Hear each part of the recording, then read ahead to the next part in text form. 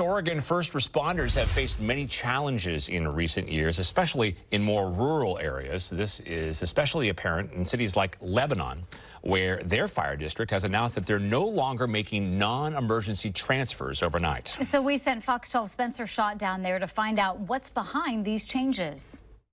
The two main issues we're seeing here at the Lebanon Fire Department is staffing and funding. And the division chief of operations tells me they're doing whatever they can to make ends meet, including suspending some services.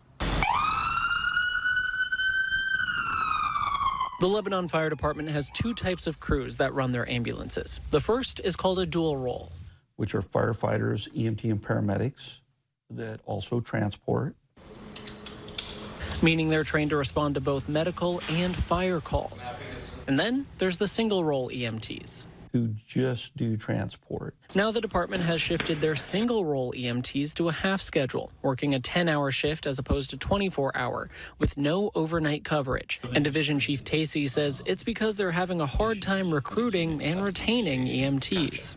So larger metropolitan areas that can offer more money, a few more days off in the month, or a more desirable work schedule. Tacey says the good news is the schedule change will not impact 911 emergency response times, but those non-emergency calls will see a delay. Number one, there's a certain amount of inconvenience for the members of our district that are seen at the hospital out here.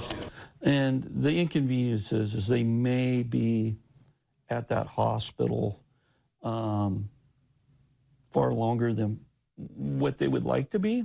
The Lebanon Fire Department is already taking steps to try to combat these staffing shortages. We work with the high school here, and we assist with that EMR program, which is kind of the entry into. And actually, most current people that we have hired are people that had come through that program. Tacey adds the rising cost of equipment and lower reimbursement rates from Medicare and Medicaid have also led to the schedule changes that they've had to make.